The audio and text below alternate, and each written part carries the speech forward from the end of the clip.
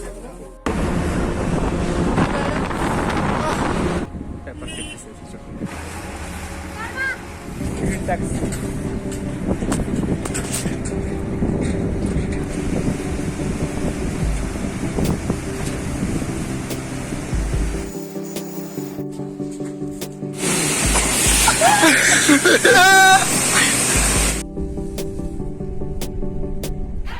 जी, good morning दोस्तों और welcome to my channel the life explorer and my new blog. सबसे पहले भर लेता हूँ मैं यहाँ से पानी की बोतल। और ये देखिए आज मौसम भी काफी खुश है और काफी ज्यादा चमक भी रहा आज। ये रहे खेतों के बीच उग रहे राजमा। हिमाचल प्रदेश के अधिकतर ग्रामीण इलाकों में बड़े ही चाव से खाए जाने वाला ये व्यंजन कहलाता है पतरोड़ू। और अभी आप देख सकते हैं कि मैं राजमा के बीचों बीच हूँ, राजमा के खेत में, जो कि हमने कुछ दिनों पहले ही उगाए थे और ये काफी ज्यादा बड़े भी हो गए हैं।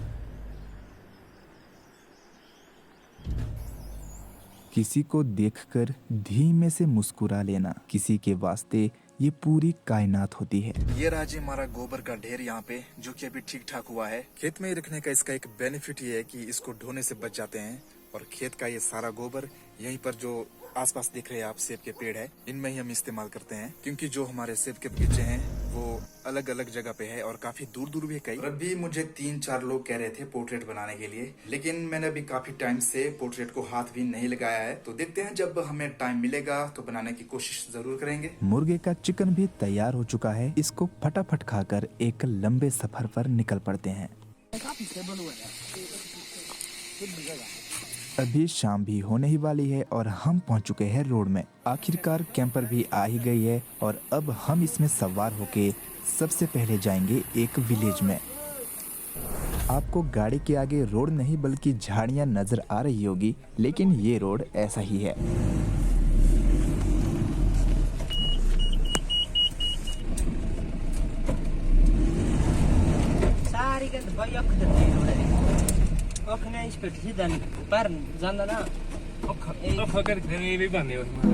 फाइनली अभी हम अच्छे रोड में चढ़ गए हैं और इस वक्त हम लोग हैं बुलंग में। और यहाँ से फोजल वैली को क्रॉस करने के बाद हम जाएंगे हरि नारायण टेम्पल काथी में।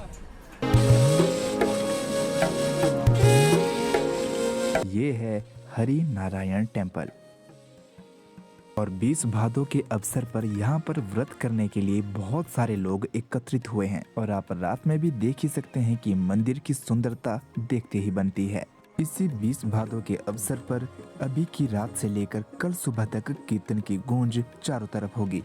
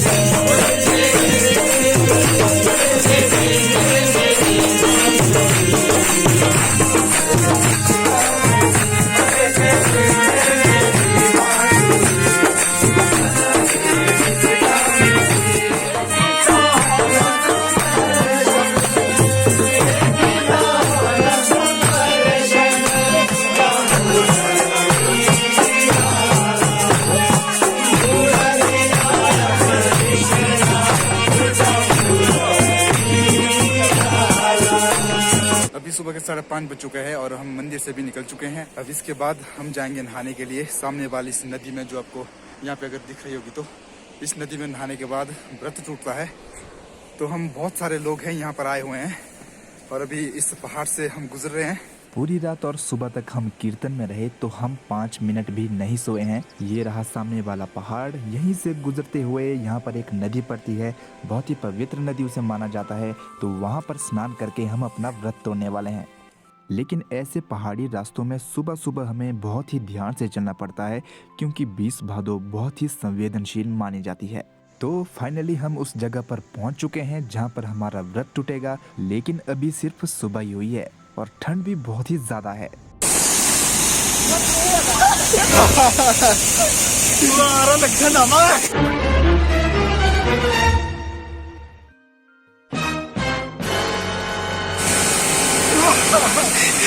साथ डुबकी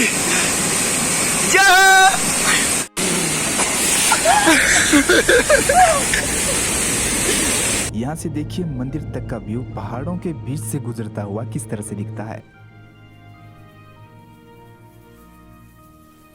वापिस हम आ गए हैं मंदिर के पास और यहाँ पर आते ही सबसे पहले हम जलाएंगे धूप बत्ती। इसी के साथ ही मंदिर में हमारा काम पूरा हो चुका है, लेकिन अब आगे क्या होगा आइए देखते हैं।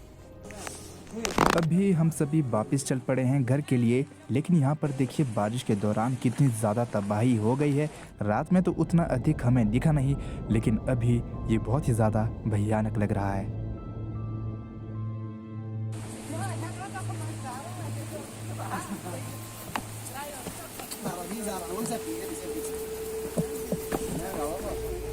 एक बार यहाँ नज़र डालिए दोस्तों, आप देख सकते हैं कि खौफनाक तो मंजर है।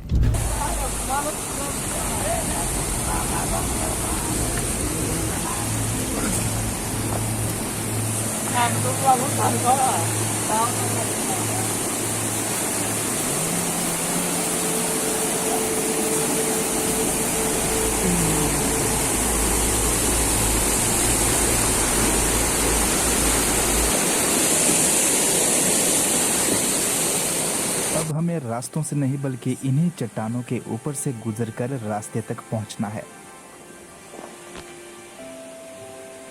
खैर घर में तो हम पहुंचे नहीं, लेकिन हमारा प्लान अभी अभी कहीं घूमने का बना है और आज हम शिनकुला टॉप की वादियों को महसूस करने वाले हैं। और इसके लिए लगभग 2500 का तेल हमने यहाँ पर डाल दिया है ताकि बीच में कोई प्रॉब्लम ना हो।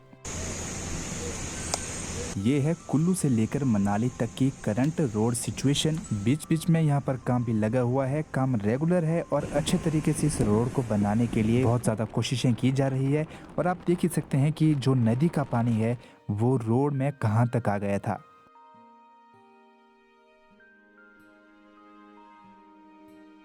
और इस वाले पुल की स्थिति भी आप देख ही सकते हैं कि कितना भयानक तरीके से ये यहाँ पर टूट कर बैठा है। अगर आप लोग आजकल कुल्लू मनाली घूमने आ रहे हैं तो आपको चारों तरफ ये ही नज़ारे देखने को मिलेंगे, लेकिन आपका सफ़र अच्छा जाएगा। लेकिन आपको साथ में ये वाली तस्वीरें भी याद दिलाती रहेगी कि प्रकृति के साथ हमें अधिक छेड़छाड़ बिल्कुल भी नहीं करनी है।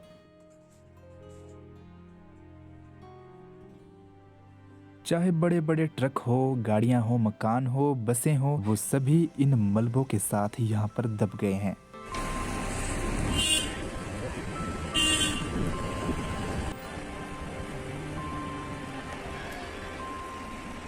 मंजिल और रास्ते दोनों तय है, लेकिन जाना कहाँ है पता नहीं। अभी अटल टनल के आसपास आपको बहुत ज़्यादा वेजिटेशन नज़र आ रही होगी, लेकिन टनल क्रॉस होते ही ऐसा महसूस होता है मानो सब कुछ ही बदल गया हो।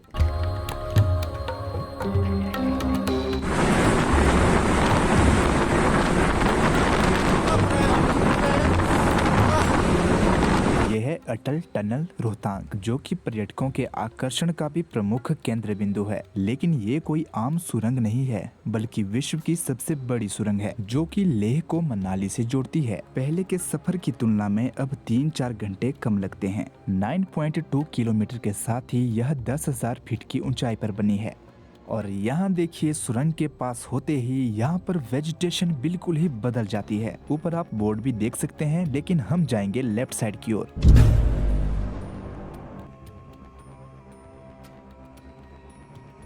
अभी हम पहुंच गए हैं तांडी में, ये वो पुल है और अब जाएंगे हम खाना खाने के लिए सबसे पहले। उसके बाद आगे का सफर हम तय करने वाले हैं।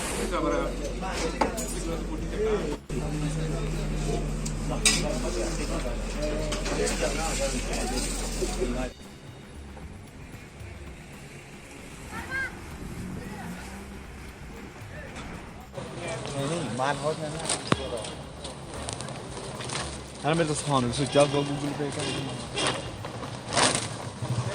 كان अभी सारे के सारे लोग शॉपिंग करने के लिए घुसे हैं यहाँ पे तांडी ब्रिज के पास।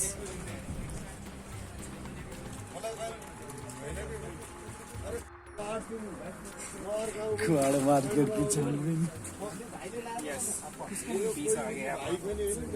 क्या बात है।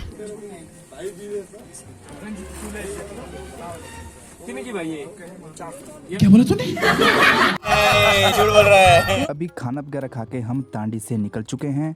जैसे जैसे हम अपनी मंजिल तक पहुंच रहे हैं वैसे वैसे हमें अलग अलग प्रकार के नज़ारे यहाँ पर देखने को मिल रहे हैं। और सबसे ज़्यादा जो हम देख पा रहे हैं वो है चारों तरफ पहाड़ ही पहाड़। और ये देखिए ज़रा सामने वाले इन पहाड़ों को, ये आपको कुछ अलग ही एहसास करवाएंगे। जैसे जैसे हम शिनकुला टॉप के नज़दीक पहुँचते जा रहे हैं वैसे वैसे वेजिटेशन बिल्कुल ही ख़त्म होती जा रही है। अगर कुछ बच रहा है तो वो है सिर्फ नंगे पहाड़। तो दोस्तों अभी जो आप सामने वाला ये ब्रिज यहाँ पे देख रहे हैं ये हिमाचल प्रदेश का सबसे लॉन्गेस्ट ब्रिज है। और अभी हम इस जगह पे पहुंचे हैं, ये शायद जसपा से थोड़ा सा आगे है। और सामने में आपको एक वैली दिखाऊंगा अभी। और चारों तरफ की वैली तो देख सकते हैं कि बहुत ज़्यादा खूबसूरत है, बहुत ज़्यादा मनमोहक है।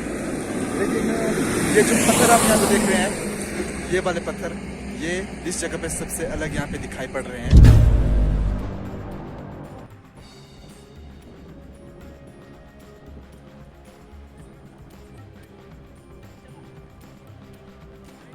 ये ब्रिज बना है भागा नदी के ऊपर और ऐसा माना जाता है कि इसको बनने में 10 साल का समय लगा था। इस ब्रिज का नाम है बरसी ब्रिज और ये दारचा के समीप पड़ता है।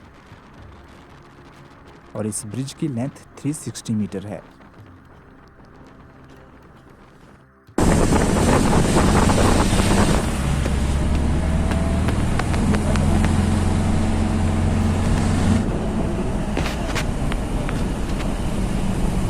बीच बीच में आपको थोड़े ही रास्ते कच्चे मिलेंगे, बाकी यहाँ के रोड बहुत ही ज़्यादा अच्छे हैं। लेकिन अगर आप यहाँ पर घूमने के लिए आएँ तो इन रोड में भी आपको बहुत ही ज़्यादा आनंद आएगा।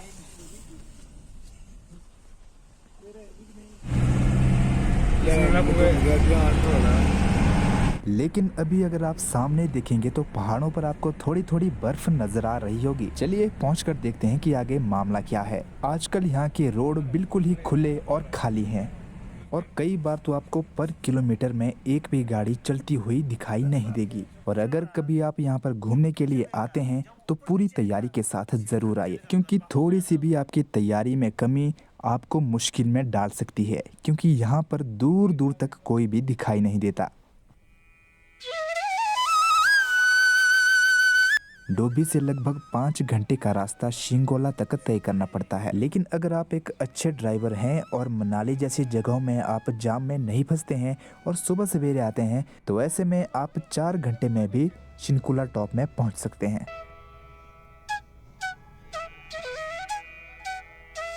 और ये देखिए पहाड़ों की चोटियों से निकलती हुई दूध के समान ये नदियाँ इन पहाड़ों को 4 चांद लगा रही है। और ये देखिए यहाँ पर आमने सामने बर्फ के पहाड़, और आपको अभी यकीन नहीं होगा लेकिन बर्फबारी यहाँ पर शुरू हो गई है। यहाँ देखिए नीचे कुछ डेंजर सा बना हुआ है, कहते क्या इसको ये तो मुझे पता नहीं, लेकिन दिखने में बहुत ही ज़्यादा खतरनाक है ये।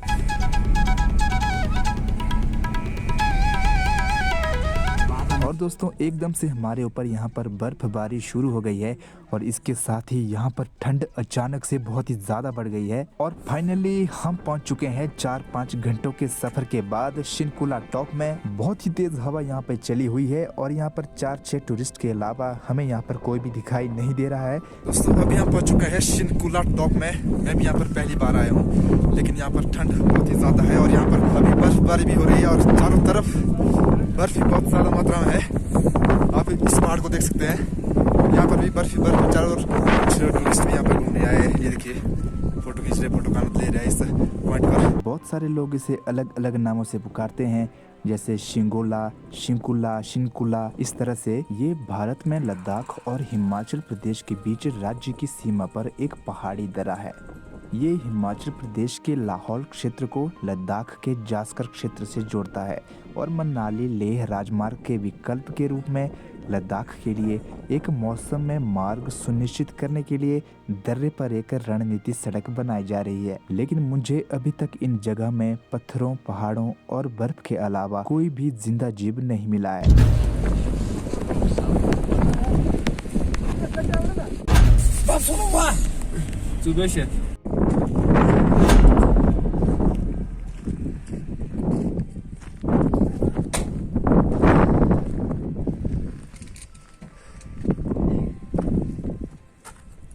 कभी कभी ऐसा टूरिस्ट के साथ देखने को मिलता है कि यहाँ पर आते ही उन्हें ऑक्सीजन की कमी अचानक से महसूस होने लगती है और उनकी सांसें रुकना शुरू हो जाती है।